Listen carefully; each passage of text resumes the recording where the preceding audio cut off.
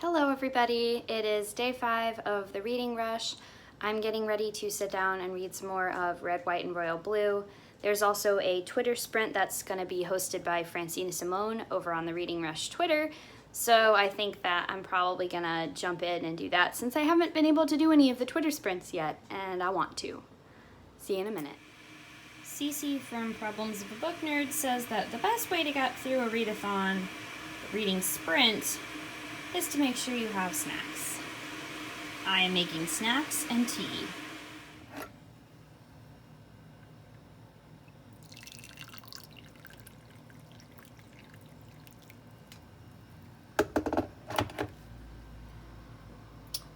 Cheers and let the sprint begin.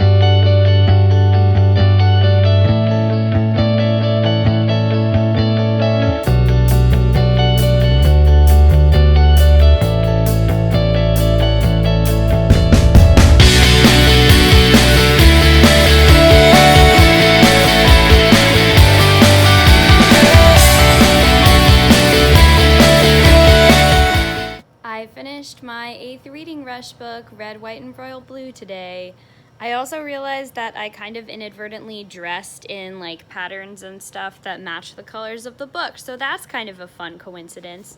But yeah, I saw my way through to the end on Francina Simone's sprint.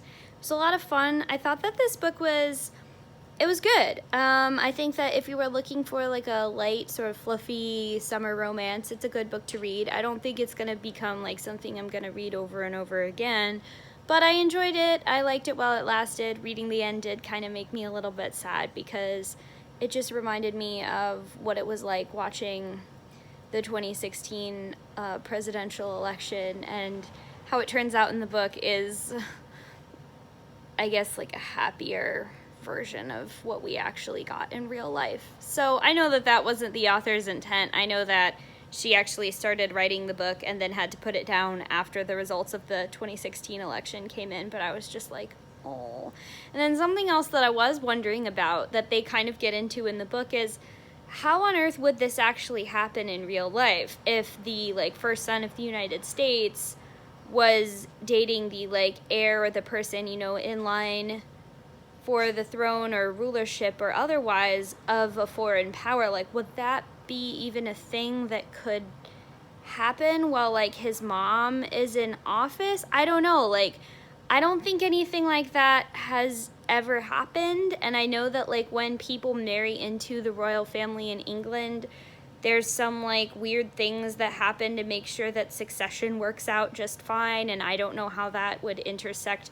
Like, I don't think that's ever been done before. I don't know how that would intersect with the way that like American politics works, because I would imagine that there would be like conflict of interest there, especially if like Alex, the main character, still decided to go into politics. Wouldn't there be kind of difficulty in him running for Congress and stuff like that if he is in a relationship with a prince of England? So I get that that's like beyond what this book was even trying to do. It's just supposed to be a fun romance story, but in the back of my mind I was thinking like, but what about national security?